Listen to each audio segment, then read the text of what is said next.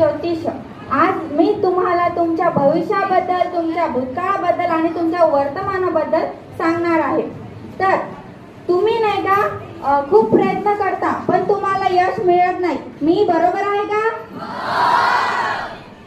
तुम्ही खूप कष्टाने प्रयत्न करतात पण तुमचे प्रयत्नापुरते तुम्हाला जेवढे यश पाहिजे तेवढे मिळत नाही. मी बरोबर ना? एखादी स्त्री आहे तुमच्या नातेवाईकात जिथे तुमच्या सोबत वाईट नाते आहेत. मी बरोबर ना?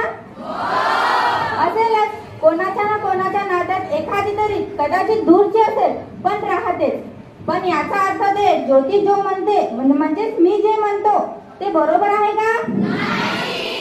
तसंच आज मी तुम्हाला या अंधश्रद्धेबद्दलच सांगणार आहे.